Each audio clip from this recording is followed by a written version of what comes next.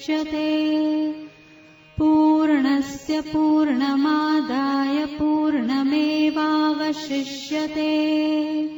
ॐ शान्ति शान्ति शान्तिः।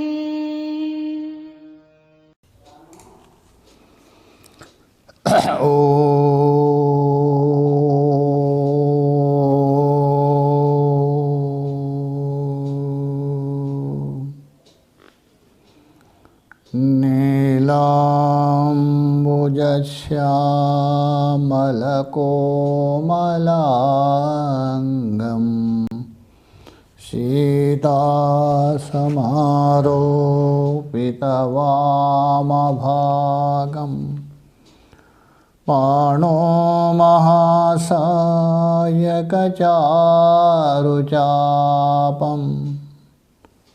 नमामि रामं रघुवंशनाथं।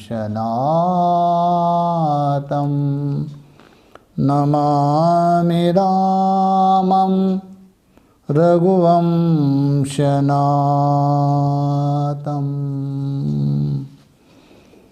उल्लङ्घ्य सिन्धो सलिलं सलीलं यशोकवह्नि जनकात्मजाया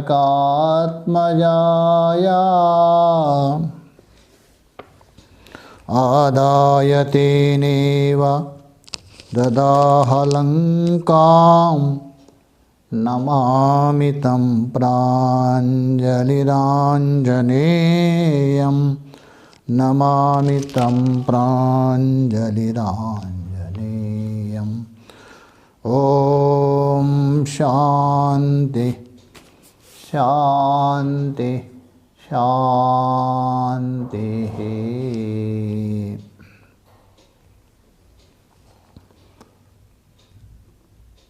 भगवान के असीम कृपा से हम लोग गीता चिंतन माला के अंतर्गत मर्यादा पुरुषोत्तम भगवान रामचंद्र के द्वारा भक्तवर हनुमान जी को उपदेश किया है, तो राम गीता से प्रसिद्ध है, उसी को लेकर हम लोग विचार कर रहे हैं।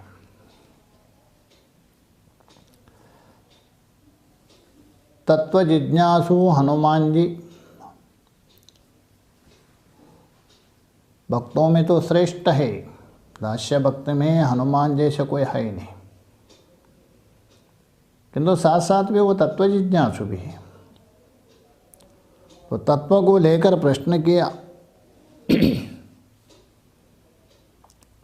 जैसा प्रश्न है वैसा ही भगवान राम जी ने भी बता दिया। हे हनुमान, ये प्रपंच में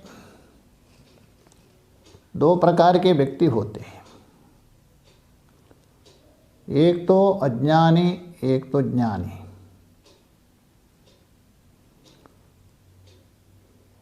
तो ये जो अज्ञान के कारण जन्म है, मृत्यु है, बुढ़ापा है, दुख आदि अनेक प्रकार का आपत्ति आती रहती है। और ये जो आपत्तियां है, ये रोग है। इस रोग के निवृत्ति करने के लिए जो जिज्ञासु लोग, विवेकी लोग, संस्कारी लोग हैं, वो एकमात्र ब्रह्मज्ञान रूप औषधि ग्रहण करते हैं। और एकमात्र औषधि ब्रह्मज्ञान की प्राप्ति हो जाने पर जो अशुभ है, अमंगल है, अनेक दुखों से ग्रसित ये संसार है, अपने को मान रहता अशुभ से मुक्त हो जाते हैं, वो शिव स्वरूप होते हैं। अब जैसे जो नदी है अनेक प्रकार के भिन्न भिन्न दिख रहे, व्यवहार हो रहे, सागर में मिलके एक स्वरूप हो जाते हैं, वैसे ही उस अक्षर निष्कल परमात्मा में मिलकर तत्स्वरूप हो जाते हैं। तो इसीलिए जो जगत है अज्ञान के द्वारा स्थित है, उसका सत्ता नहीं है, वही आगे बताने जा रहे, आगे के श्लोक में बता रहे। जो आगे का श्लोक देखे 40वां। तस्माद् विज्ञानमेवास्ति न प्रपंचो न संस्थितिः अज्ञानेनावृतं लोके विज्ञानं तेन मुह्यते। तस्मात् इसलिए, ऊपर जो बता दिया था, ऊपर जो निरूपण किया था, इसलिए विज्ञानमेवास्ति, पारमार्थिक दृष्टि से, विचार के दृष्टि से और वास्तव लेकर आप वास्तव को यदि विचार करें केवल, तो बोल रहे तस्माद् विज्ञानमेवास्ति, केवल विज्ञान है, ज्ञान की सत्ता है। ज्ञान का मतलब परमात्मा, परमात्मा मतलब आत्मा, आत्मा मतलब ब्रह्मा, कोई अलग नहीं है। नैयायिकों के जैसे ज्ञान कोई अलग है, आत्मा कोई अलग है, ऐसा नहीं। यही वेदांत में और नैयायिकों में अंतर है। लोक व्यवहार में देखिए, वहाँ प्रमाण, प्रमेय, प्रमा, ये 3 भेद होता है। जैसा आपने घट को देखा, प्रत्यक्ष प्रमाण है, वृत्ति, और वहाँ प्रमा है घट ज्ञान, और घट हो गया प्रमेय विषय, 3 हो गए ना।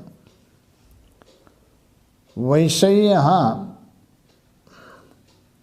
जो आपके अंदर ज्ञान उत्पन्न हुआ, ज्ञान का मतलब है अखंडाकार वृत्ति।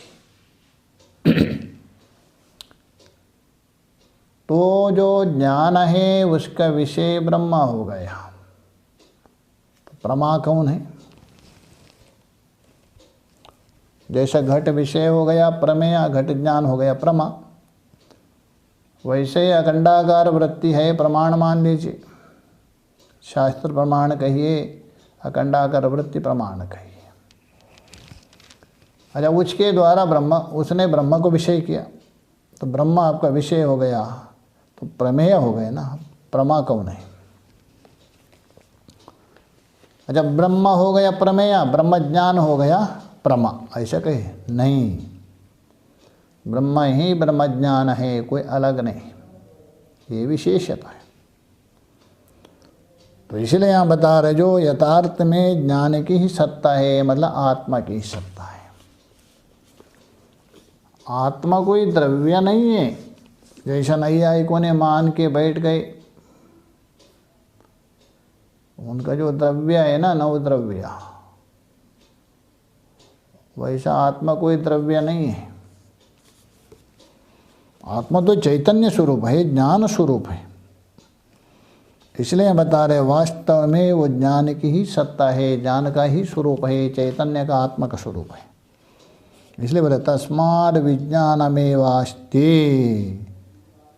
न प्रपंचो न संस्थितिः। न तो प्रपंच है, प्रपंच है ही नहीं। कोई प्रश्न कर सकते महाराज, कहाना तो सरल है किंतु दिखता तो है।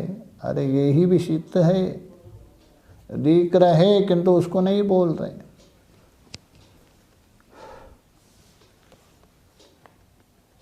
पहले भी बताया था,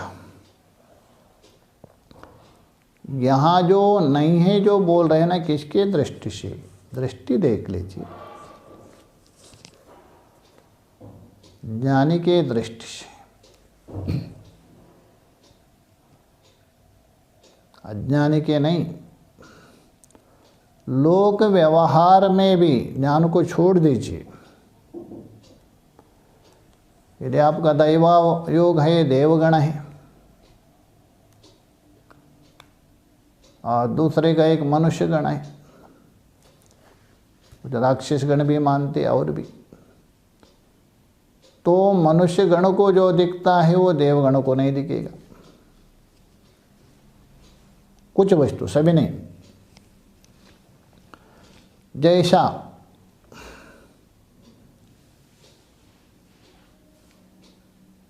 घट है, दोनों को दिख रहे हैं, देवगण वाला, मनुष्य गण वाला।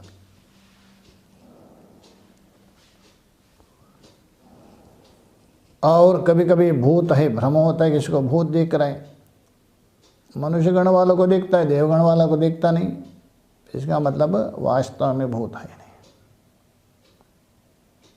लोक में व्यवहार छोड़ दीजिए, दूसरा लीजिए। रस्सी में सर्प, एक व्यक्ति देख रहे हैं यहाँ सर्प, दूसरा एक देख रहे हैं सर्प नहीं, रस्सी है। अच्छा, वो बता रहे जो रस्सी देख रहे यथार्थ, वो कहेंगे वास्तव में वहाँ सर्प नहीं है। दूसरा कह रहे मुझे सर्प दिख रहे। किसका सत्य मानेंगे? जो कह रहे वहाँ सर्प नहीं है करके, और सर्प होने की प्रसंग ही नहीं है। तो दूसरा कह रहे मुझे दिख रहे, तो आप किसको मानेंगे? जो सर्प दिख रहे वो उसको सत्य मानेंगे, और दूसरा बता रहा वास्तव में सर्प नहीं है, उसको सत्य मानेंगे। तो आप भी विचार करेंगे, अरे वहाँ जो है ये तो मकान में ऊपर सर्प कहाँ से आएगा? सर्प तो नहीं हो सकता है। इसलिए जो बता रहे हैं वो ठीक है, यदि आप विचार करें। इसलिए वास्तव में सर्प नहीं, इसको दिखा क्यों? जैसा बूढ़े बुजुर्ग लोग कहते हैं, आप गए तो कोई जाते समय अंधकार है, पेड़ हिलने लग गया, किसी कारण से हिल गया होगा। अरे वो कार्य में गया था, वहाँ उस पेड़ में भूत बैठा था, हिल रहे। अरे वो कहते अरे भूत नहीं है, ये तो आपका भ्रम हो गया है, वो भूत नहीं है। क्योंकि हम बहुत बार वहाँ घूमे हैं, जाते आ गए, कि आपका मन में कुछ हो गया इसलिए भ्रमित हो गया, भूत जैसा देखा। भूत नहीं है, डरते क्यों हैं? ऐसा समझाते हैं क्या नहीं? तो वैसा ही अभी बूढ़े बुजुर्ग है, वो अनुभव है, उसके बल से बोल रहे हैं। तो आपको भ्रम हो गया, भ्रम के कारण आप बोल रहे हैं। अंततः जाके उनके सामने आपका वचन, आपका अनुभव बाधित हो जाता है। वैसे ही यहाँ आप कहे जगत दिख रहे, आप नहीं हैं, जगत सत्य है, ये आप बता रहे हैं। किंतु शास्त्र और शास्त्र के अनुसार साधना चतुष्टय संपन्न होकर श्रवण मनन निधिध्यासन के द्वारा स्वात्म स्वरूप में स्थित हो गए।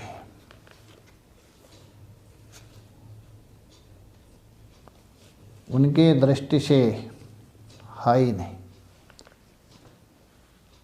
और वो बता रहे है ही नहीं करके। तो इसलिए आप प्रश्न कर सकते हैं, अरे जगत दिख रहे, आपको ऐसा नहीं, दृष्टि अलग है। आप दृष्टि करेंगे, आपको वैसा ही दिखेंगे। दृष्टि को जाने के लिए आपको आपका अंतःकरण शुद्ध होना चाहिए, वैसे ही रंगना चाहिए, नहीं तो नहीं होगा। अधूरापन से नहीं होता है, पूर्ण। क्योंकि मन में जैसा भावना है, जैसा वैसे ही आपको होता है। तो हम कहते ईश्वर सर्वत्र है, व्यापक है, कहते। और दो कुछ संस्कार है जिसके पास शास्त्र का अध्ययन किया, वो व्यक्ति बिल्कुल गवार अज्ञानी नहीं है। वो बोलते ऊपर है ईश्वर, कम से कम वो मानता है। एक बोलते ईश्वर ही है नहीं, वो अलग बात है। किंतु ईश्वर सर्वत्र है आप मान लिया, अरे परमात्मा है आपको देखेगा, ये भी बोलते। क्या विश्वास है पूर्ण रूप से? क्या शास्त्र में विश्वास है पूर्ण? गुरु के प्रति श्रद्धा है पूर्णत्वेन? मान तो लिया, शास्त्र और गुरु लोग बता रहे हाँ ईश्वर सर्वत्र है, वो देखेंगे, किंतु पूर्णत्वेन विश्वास नहीं। जहाँ पूर्ण रूप से विश्वास हो गया आपको शास्त्र, तो ईश्वर क्यों नहीं सर्वत्र है। महाराष्ट्र में एक संत हो गए थे, नामदेव जी बोल के, बहुत बड़े संत हो गए थे।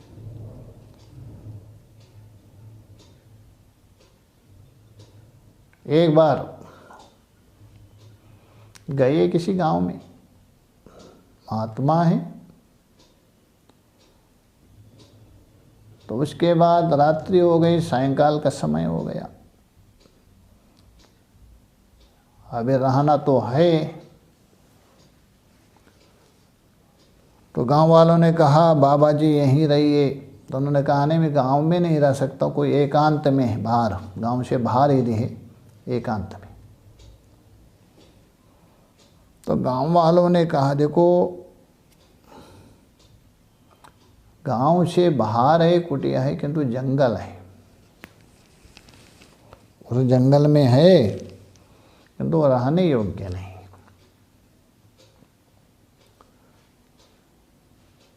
क्योंकि वहाँ कोई एक रहता था पहले, उनका शरीर शांत हो गए, वो ब्रह्म राक्षस बन गया किसी कारण से। अभी जो भी रहता है उसको उपद्रव करता है, इसलिए आप वहाँ मत रहिए।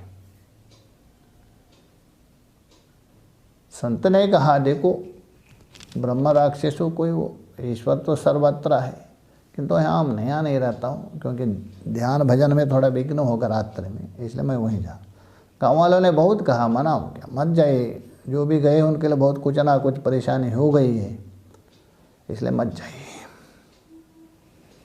संत तो संत ही होते हैं, वो किसी को डरते नहीं। डरना क्यों है? अरे जिसको आपने आश्रय किया है, अभय तत्व है, परमात्मा को आपने यदि विश्वास है, डरने की क्या जरूरत है? ये नहीं। हाँ, इसका मतलब ये भी नहीं है परमात्मा को मान लिया सब कुछ है, जानबूझ करके अग्नि में कूदे, ये नहीं, ये भी नहीं है। तो वो जाके बस वहीं रात्रि में कुटिया में रहे और ध्यान में बैठ गए।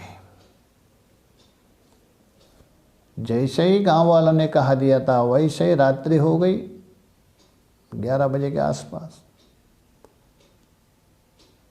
कुटिया में कोई दरवाजा गिरवाजा कुछ नहीं खुला,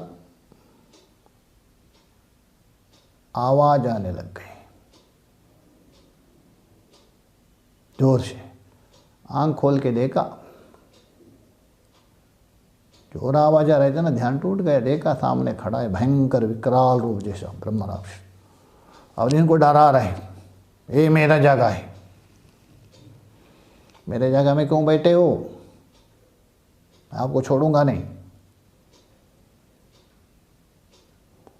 सामान्य यदि व्यक्ति होता तो वहाँ बम बोले हो जाता थे, बेहोश हो जाते थे। एक तो देखा ऐसा,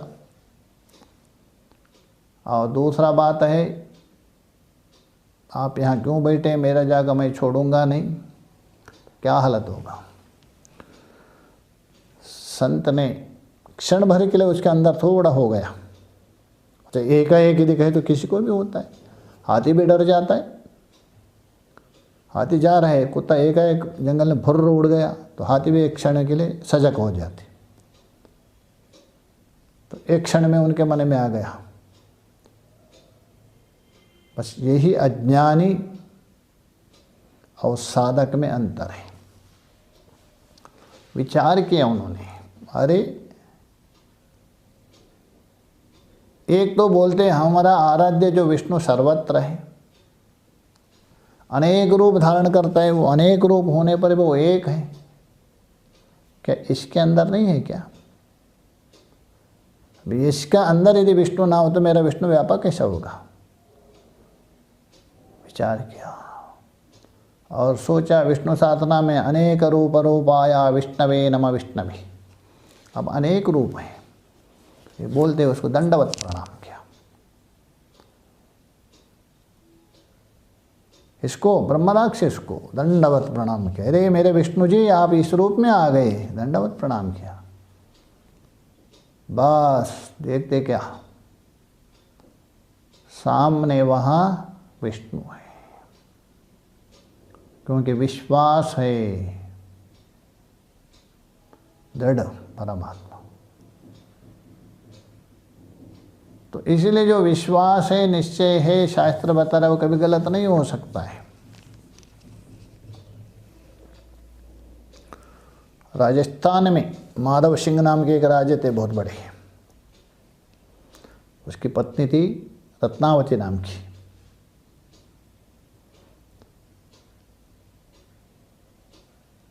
और वो किसी काम से दिल्ली गए थे। उस समय मुगलों का शासन था ना, गए, कुछ बुलाया था, और उनका एक पुत्र भी था। और वो जो रानी थी रत्नावती नाम की, उनकी एक दासी थी, वो भगवान कृष्ण की भक्त थी। कभी कभी इतना मस्ती में रहती थी, अपनी सेवा भी करती, इतना मस्ती में रहती थी। रानी ने देखा ये दासी होते भी इतने मस्ती में, इतने आनंद में रहती, कारण क्या है? कौन सी चीज़ है इनके पास, इतनी मस्ती? मेरे पास सब कुछ है, मुझे वो मस्ती क्यों नहीं आ रही? दासी से पूछा, दासी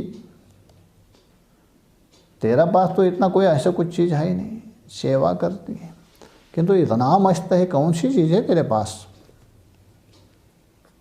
दासी ने कहा, रानी जो मेरे पास है वो आप नहीं कर सकते। तो बोल, तो मुझे भी बताओ ना। तो बताने से क्या होगा, आपसे होगा नहीं हो, क्योंकि आप रानी हैं, एक मर्यादा होती है, कुल की परंपरा की मर्यादा है, इसलिए नहीं होगा।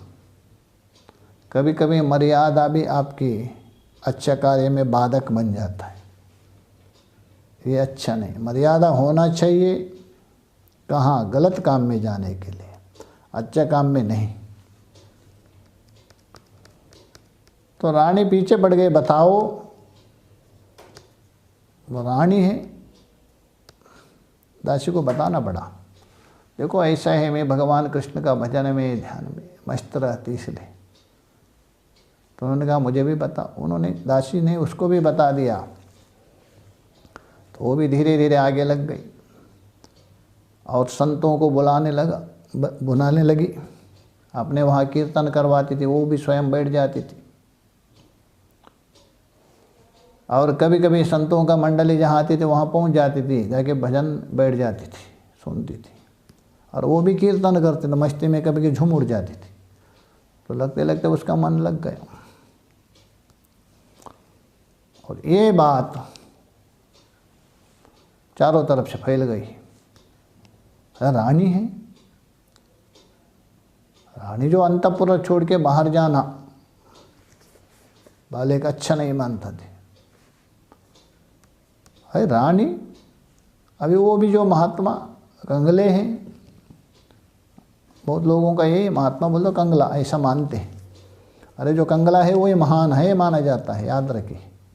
जिसके पास कुछ नहीं सब कुछ है उसके पास, जिसके पास सब कुछ है किंतु कुछ नहीं है। इसलिए कहा दिया पद्म पुराण में, सकल भुवन मध्ये निर्धनोपि तेज धन्य निवसति हृदयेषां श्रीहरि भक्ति रेखा। संपूर्ण भुवन में जो निर्धन भी क्यों ना हो, कुछ भी नहीं कौड़ी भी, वो धन्य है। क्यों? जिसके हृदय में भगवान की भक्ति निवास किया है। आप धनवान होने पर भी आपके पास यदि भगवान की भक्ति नहीं, आप तो कंगला है, ऐसा माना है शास्त्र। शास्त्र बता रहा। तो जो लोग है रानी को कहने लग गए, अरे तो वो अपना मर्यादा छोड़ करके ये कंगले महात्मा हैं, उनके साथ जाके कीर्तन करते हैं, बैठते हैं करके। तो राजा तो दिल्ली में गए थे, तो उनके मन में आ रही ये तो गलती हो रही है, हमारी रानी सम्मान ही नहीं है, महल में रहने योग्य है, कि बाहर जाके बैठ के कीर्तन कर रहे हैं, नाच रहे, ठीक नहीं। आ गए वापस कुछ दिन के बाद, मंत्री से परामर्श लिए, मंत्री क्या करें, ये तो हमारा जो कुल की है ना मर्यादा तोड़ देंगे, तो इसको किसी ना किसी प्रकार से वहाँ हटाना है। पहले समझा दिया ऐसा नहीं करना करके, परंतु जिसको एक बार रंग चढ़ गया उस परमात्मा का, उसके बाद कोई भंग नहीं कर सकते।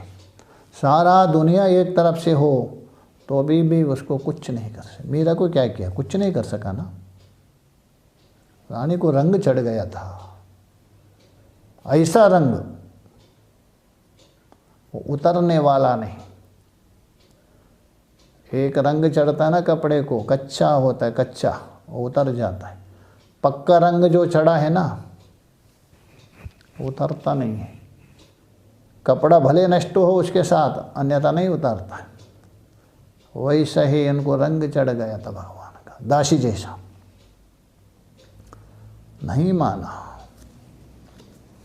राजा ने सोचा ये तो बहुत, अरे देखिए अपना सोच में है, आप अलग अलग सोच सकते, सोचने में आप स्वतंत्र हैं, किंतु आपका सोच महापुरुष और शास्त्र से विरुद्ध है नहीं है, ये देखना पड़ेगा। नहीं तो आप कुछ भी सोच सकते। राजा ने सोचा ये तो मान रहे नहीं, ये तो उद्दंड हो रहे हैं, हमारा मर्यादा कोई बिल्कुल मिटिया मिटा रही, क्या करें। मंत्री जी से कहा, देखो मंत्री अभी कोई एक ही रास्ता है, कुछ है ही नहीं, मानती नहीं है, हमारा नाक कटवा देंगी ये, इसलिए इसको मरवा दे दो। मंत्री ने कहा, राजन ऐसा तो मरवा नहीं सकते, क्योंकि विद्रोह होगा प्रजा में, क्योंकि रानी है, इसलिए कोई उपाय से मरवाना। राजा ने कहा, अच्छा कोई उपाय सोचो। कहा दिया, हमारे पास जो शेर है ना, वहाँ शेर को तो आहार देना पड़ता है, कोई ना कोई मांस। एक दिन ऐसा करे, जो रानी पूजा करते हैं, रानी का महल बहुत बड़ा होता है, वहाँ पूजा करते हैं, उस हॉल में एक शेर का जो छोड़ दे दो, और शेर जाके उसको मार देंगे, बस काम हो गया। लोगों से कहा सकता है शेर छूट गया और रानी को मार दिया करेंगे। राजा के मन में ये उतर गया, ये ठीक उपाय है। तो शेर को देखभाल करने वाला होता है, शेर को जो खिलाता था भोजन, उसको बता दिया सारा, कल जो सुबह पूजा करती है रानी, सुबह सुबह उठ के वहाँ उन्होंने भगवान का मूर्ति रखी थी, आराध्य कृष्ण के है, नरसिंह भगवान की अलग पूजा करते थे, बिल्कुल एकदम पुष्प है ये सब चढ़ाकर भोग आदि, उनका नियम हो गया बिल्कुल। उस समय में वो पिंजड़े से शेर छोड़ दे दो वहाँ करके, भोर में, किसी को पता नहीं रहेगा। जैसा मंत्री और राजा के आज्ञा के अनुसार दूसरे दिन भोर में शेर का पिंजड़ा खोल दिया, मतलब उसमें जहाँ रानी रहती उधर, क्योंकि शेर को भोजन तो चाहिए, भोजन नहीं दिया तो भूखा भी रखा था कुछ दिन। यदि शेर का पेट यदि भरा हो तो जल्दी मारेगा नहीं किसी को, ये भी माना जाता है। पड़े रहेगा, आपको कुछ नहीं करेगा वो। हिंसक भले हैं, हिंसक होने पर उनकी भी एक मर्यादा पालन करते हैं, ऐसा कहते हैं। और भूखा था वो, इसलिए पहले भूखा रखा था, जानबूझ करके छोड़ दिया। देखा रानी पूजा कर रही, दौड़ते गए तो उतने में दासी वहाँ से कुछ सामान लेके आ रही थी। उन्होंने देखा, अरे शेर आ रहे, क्या करेंगे। उन्होंने कहा, रानी रानी देखो यहाँ से शेर आ रहे, सावधान रहो।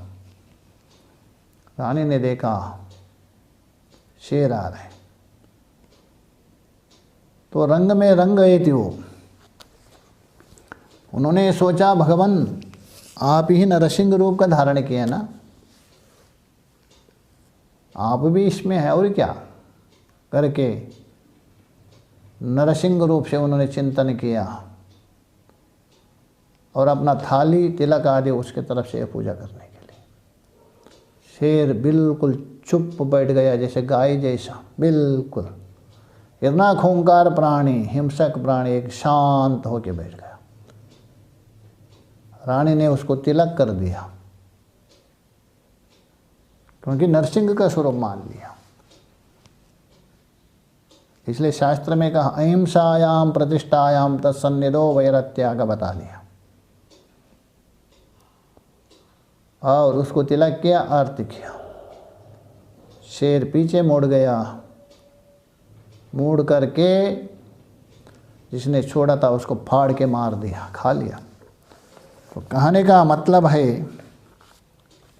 विश्वास, विश्वास होना चाहिए। अतः शास्त्र और महापुरुष बता रहे ये प्रपंच है ही नहीं, अज्ञान के कारण दिखता है। शास्त्र का अनुसंधान करते हैं गुरु के वचन के द्वारा, जो अपना स्वरूप में स्थित है उनके दृष्टि से नहीं, अज्ञान के दृष्टि से, व्यवहार के दृष्टि से मानते, कोई आपत्ति नहीं है उनके लिए नहीं। इसलिए आक्षेप जो करते हैं, अरे प्रपंच दिख रहे, कैसा नहीं बोल रहे, वो तत्व दृष्टि से, यथार्थ दृष्टि से। जैसे कोई कहते रस्य नहीं है, सर्प नहीं है, रस्य, दूसरा बोलते नहीं सर्प है। दोनों बोल रहे, एक अज्ञान के कारण, एक ज्ञान से। इसलिए हम बता रहे राम जी, न प्रपंचो, ज्ञान की सत्ता जो अनुभव कर रहे, एकत्व का अनुभव कर रहे, वहाँ प्रपंच नहीं है। न समस्थिति, समस्थिति बोल दो, सम्यक स्थिति, सृष्टि, और वहाँ सृष्टि भी कोई है नहीं, न उत्पत्ति, न स्थिति, न लय। संस्थिति का मतलब सृष्टि, सृष्टि से उपलक्षण लीजिए, वहाँ सृष्टि भी नहीं है। अच्छा, आपने कहा दिया, भगवान राम जी कहा रहे, उसको हम काट नहीं सकते, किंतु ये जो जगत आदि दिख रहे, जगत भान हो रहे, क्यों? यदि हमारा स्वरूप ज्ञान स्वरूप है, सच्चिदानंद स्वरूप है, तो ये ज्ञान की सत्ता जहाँ स्वरूप होने से जगत नहीं है, सृष्टि नहीं है, तो ये सच्चिदानंद स्वरूप, ज्ञान स्वरूप का अनुभव क्यों नहीं होता है? और सृष्टि क्यों दिखती है? कारण क्या? उसके लिए राम जी उत्तर दे रहे, देखो हनुमान जी, अज्ञानेनावृतम लोके विज्ञानम तेन मुह्यति, ये उत्तर है। अज्ञानेन, सत्व रजतमो गुणात्मक जो प्रकृति है, उसी का नाम है अज्ञान। उस अज्ञान के द्वारा आवृतम, ज्ञान ढका रहता है, आवृत है। इसलिए बोला अज्ञानेन विज्ञानम आवृतम, अज्ञान के द्वारा, विज्ञान बोलता आपका ज्ञान आवृत हो गया, तेन मुह्यन्ते, इससे लोग मोहित हो रहे और मोह के कारण सच्चिदानंद स्वरूप को भूल गए और विक्षेप शक्ति ने जगत रूप से दिखा दिया उत्पत्ति स्थिति। यही बात गीता में भी देखिए, वहाँ स्पष्ट बताया 5वें अध्याय, अज्ञानेनावृता ज्ञानम तेन मुह्यन्ति जन्तवा।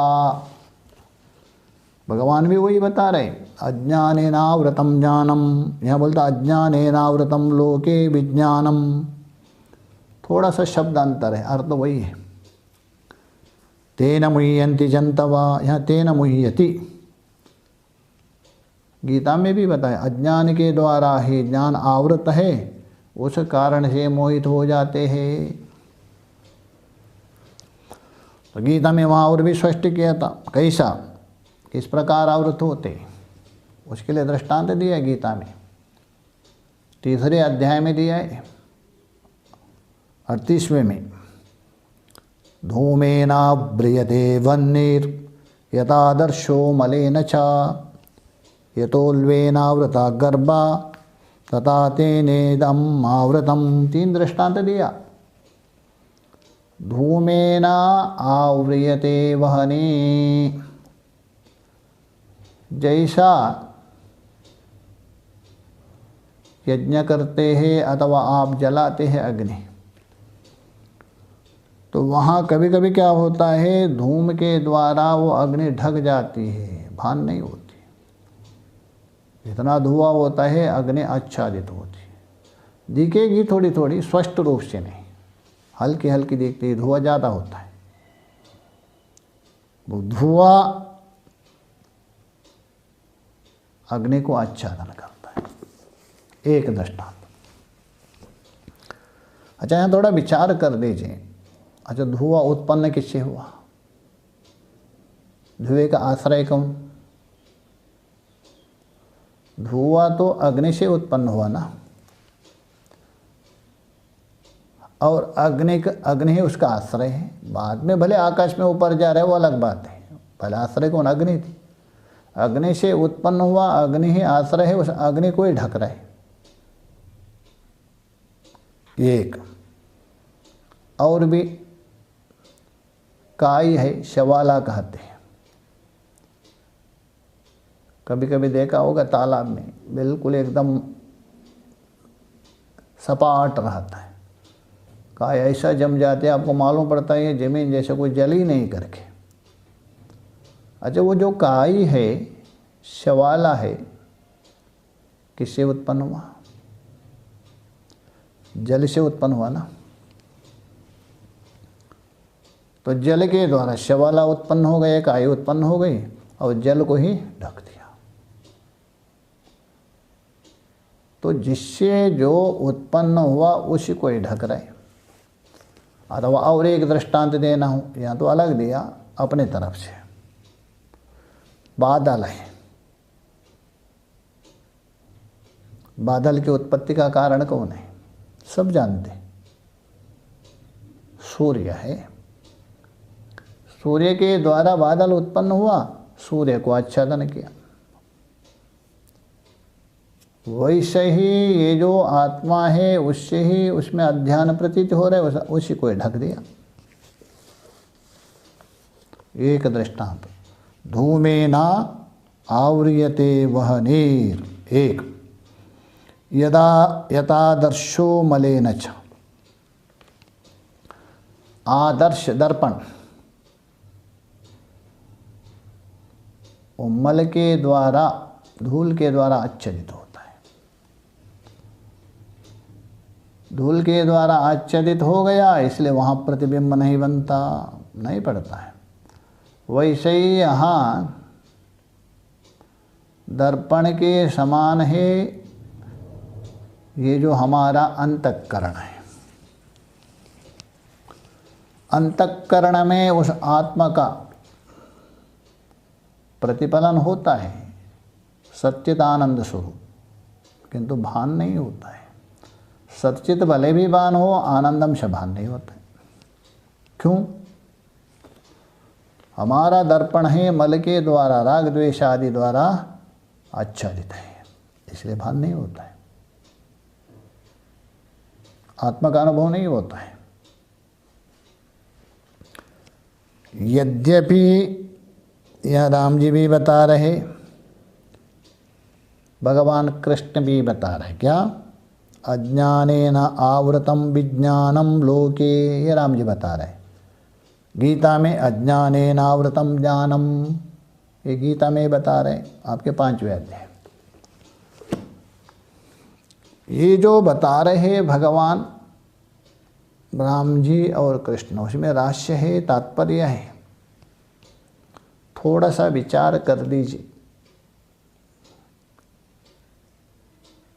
यहाँ बता रहे ज्ञान, ज्ञान का मतलब आत्मा अज्ञान के द्वारा आवृत हो गया। कैसा संभव है?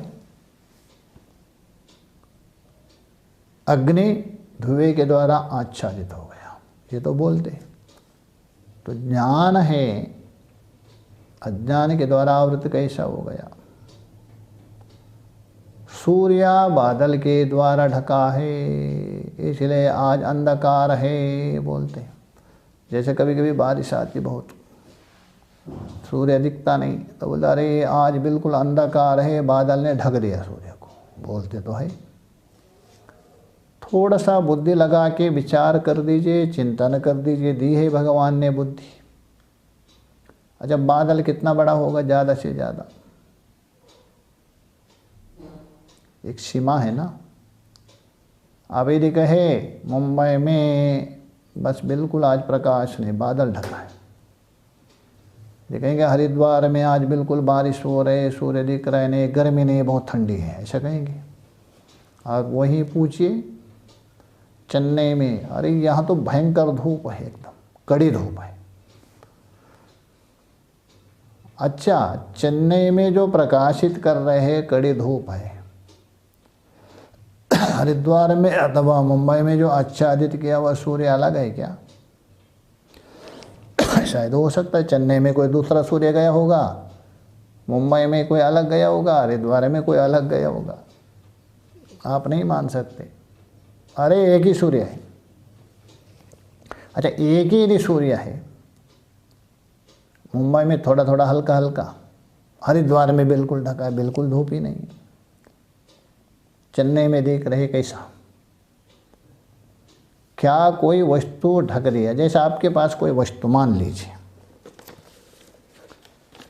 1000 व्यक्ति बैठे हैं, उनके सामने कोई रख दिया वस्तु, मणि हो अथवा मिठाई रखी है, अथवा कोई रखा है, माइक भी रखा मान दीजिए, क्योंकि कोई वक्ता बात कर रहे हैं स्टेज में बैठ करके। अथवा आप देखा होगा तो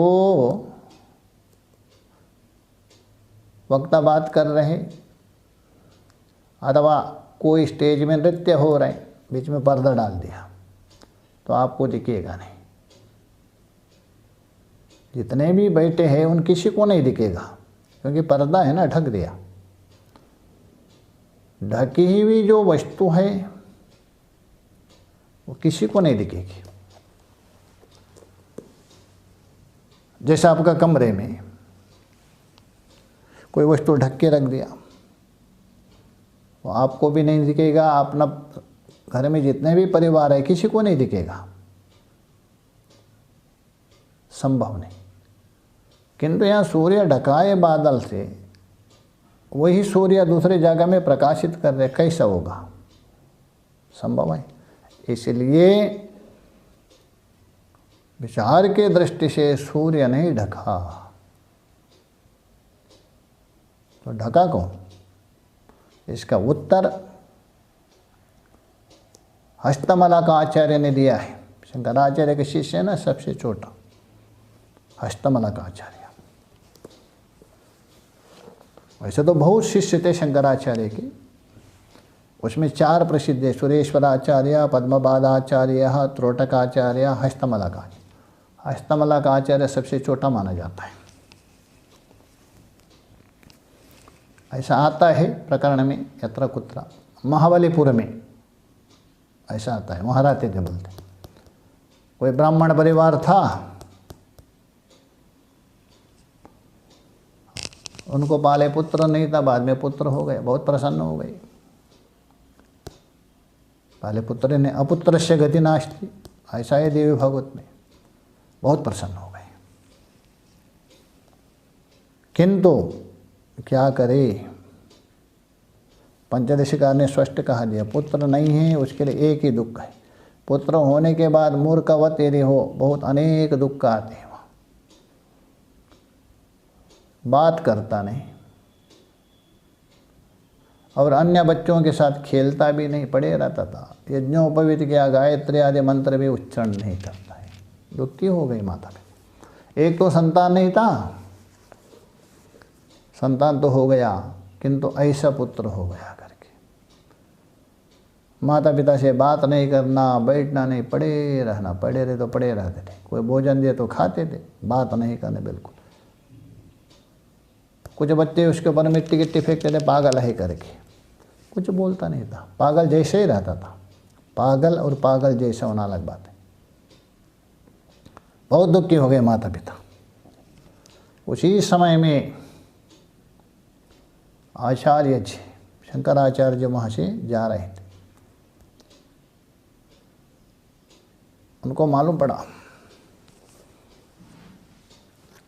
क्योंकि जहाँ कोई रास्ता नहीं है वहाँ संतों की शरण में जाते हैं। पहले वैद्य आदि को सबको दिखा दिया, वैद्य आदि ने कहा इसके लिए कोई नहीं, वो तो दिख रहा है स्वस्थ, पता नहीं क्या है करके, कोई इलाज हुआ नहीं। वैसे ही लोक में देखते, सारा पूरा प्रयत्न करते, जहाँ कोई संभव नहीं महात्मा के पास जाते, महाराज आप कुछ करिए करके। तो आचार्य जी जा रहे थे, आचार्य के पास ले गए और कहा महाराज एक हमारा एक संतान है, सब पता नहीं, अभी इतना बड़ा हुआ, यज्ञोपवीत आदि हो गया, 12-14 साल के हो गए, कुछ करता ही नहीं, कुछ बोलता नहीं, खाने के लिए पीने के लिए कोई परवाह नहीं। आचार्य ने देखा, जैसा कोई सोनार देखते हुए हीरे को परखता है, वैसे ही आचार्य ने देखते हुए परख गए, कोई सामान्य व्यक्ति नहीं, ये महान योगी है। तुरंत पूछा, कस्त्वं शिशो कस्य कुतोषिगन्तः किम नामते वदचार्वकोषि। हे बालक,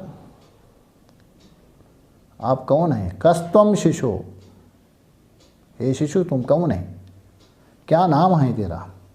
अर्बक कहते बालक, मेरा प्रीति के लिए, मेरा प्रसन्नता के लिए कम से कम बोलो। बस इतना ही सुनते, ना हम मनुष्यो न च देव। अरे शुरू किया पूरा, बिल्कुल हस्तमलक स्तोत्र नाम से प्रसिद्ध होगा। सारा वेदांत का निचोड़ है इसमें, सारा उसमें उन्होंने बता दिया। घनचिन्ह दृष्टिर घनचिन्ह मर्क तथा भद्दवद भाति यो मूढ़ दृष्टि। कितना सुंदर समझा रहे हैं। घनचिन्ह दृष्टि, घनचिन्ह मर्क, अरे उस घन मतलब बादल ने आपके दृष्टि को ढक दिया, किंतु कहा दिया घनचिन्ह मर्क, आरोप किया बादल ने सूर्य को ढक दिया। उस बादल ने देखने का सामर्थ्य है आपके, उसको आच्छादन किया, किंतु कहते सूर्य ढक गया, सूर्य नहीं ढका। घनचिन्ह दृष्टिर घनचिन्ह मर्क तथा बद्धवद भाति यो मूढ़ दृष्टि। इसलिए आपकी दृष्टि है, आपका मन है, वो ढक गया। चित्त, इसलिए कहा दिया चित्त और चित्त एक जैसा मानते हो, चित्त ढक गया, इसलिए चित्त में आरोप किया, आत्मा ढक गया, ज्ञान ढक गया करके। उस दृष्टि को लेके यहाँ भगवान बता रहे, नहीं तो भगवान को पता नहीं क्या, स्पष्ट है। इसलिए यहाँ भी बता रहे, अज्ञानेन आवृतम विज्ञानम, लोके अज्ञान के द्वारा आवृत है। उसके लिए दृष्टांत दिया धूमेनाव्रियते वह्निः गीता में। दूसरा यथादर्शो मलेन च, दूसरा गंदगी के द्वारा, मल के द्वारा दर्पण, यतोल्वेन आवृतम गर्भः, जत ओल्व कहते झिल्ली, झिल्ली के द्वारा गर्भ आच्छादित है, उस झिल्ली के अंदर रहता है, इसी का नाम है जरायुज। हम लोग सब जरायुज हैं, पशु और हम। तेन,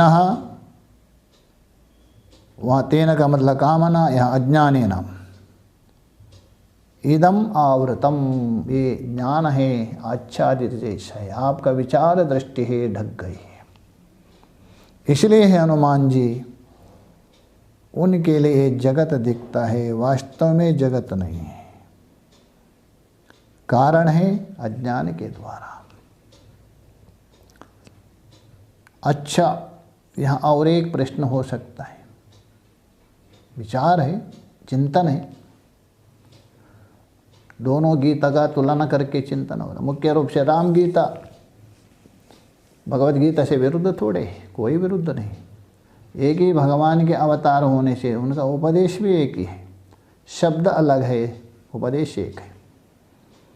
अच्छा, अज्ञानेन आवृतम ज्ञानम, अज्ञान के द्वारा ज्ञान आवृत है। तो अज्ञान के द्वारा ज्ञान आवृत हो रहा है, इससे सिद्ध होता है अज्ञान कोई अभाव पदार्थ ना। बहुत बार बताया था, अभाव किसको ढकता नहीं, इसलिए अज्ञान भाव पदार्थ सिद्ध हो गया। चलो वो अलग बात है। एक तरफ से बोलते ज्ञानाग्नि सर्वकर्माणि भस्मसात् कुरुते अर्जुन, और यहाँ राम जी ने बताया जो ज्ञान होता है वहाँ संसार नहीं है, संसार नहीं तो उसका कारण अज्ञान कहाँ से रहेगा। तो अज्ञान के द्वारा ज्ञान आच्छादित भी होता है, और ज्ञान रूप अग्नि उस अज्ञान को जला भी देती है। थोड़ा विचार करते, विरुद्ध नहीं है क्या? जैसा अग्नि है, उसके ऊपर आप कपड़ा डालेंगे तो क्या होगा? भस्म हो जाएगा ना। कपड़े से कोई अग्नि को ढक सकते हैं क्या? नहीं। वैसे ही ज्ञान रूप कपड़े से, अज्ञान रूप कपड़े से ज्ञान रूप अग्नि को कैसे ढकेंगे आप? नहीं होगा ना। दो जगह में आता है, एक ज्ञान अग्नि को, अज्ञान को जलाता है, एक बोलते हैं ज्ञान को अज्ञान ढकता है। इसका तात्पर्य यह है, ज्ञान शब्द एक होने पर भी वहाँ विभाजन क्या? स्वरूपात्मक ज्ञान और प्रमाणजन्य वृत्त्यात्मक ज्ञान। देखिए, अज्ञान नाश होता किससे? प्रमाण से। प्रमाण बोल तो वृत्ति, जहाँ प्रमाण आता है वहाँ अज्ञान नहीं रहता है। अज्ञान किसी प्रमाण से सिद्ध नहीं होता है, साक्षीगम्य है। प्रमाण आते हुए अज्ञान गायब हो जाता है। इसलिए वहाँ अज्ञान, ज्ञानाग्नि सर्वकर्माणि भस्मसात् कुरुते, बोलो ज्ञानाग्नि मतलब वहाँ प्रमाणजन्य वृत्त्यात्मक ज्ञान, वृत्ति को ज्ञान कहा। कौन सा? अखंडाकार वृत्ति। यद्यपि वृत्ति ज्ञान नहीं है, ज्ञान के उपाधि होने के कारण वृत्ति को भी ज्ञान कहा दिया। तो वृत्त्यात्मक ज्ञान वो अज्ञान का विरोध करते हैं। आप जानते फल व्याप्ति और वृत्ति व्याप्ति, वेदांत यदि जानते। वृत्ति व्याप्ति का काम क्या है? अज्ञान को नष्ट करना।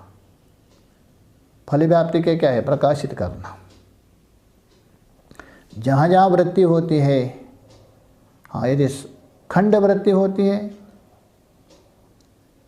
आपका स्थूल अज्ञान को नष्ट करेगा। घटम न जानामि, घटाकार वृत्ति होगी, अज्ञान हट गया।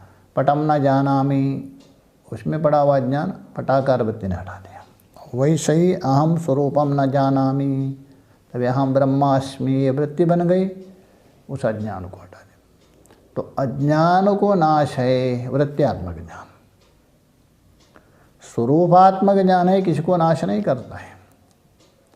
तो स्वरूपात्मक ज्ञान को अज्ञान ढक देता है, वृत्त्यात्मक नहीं।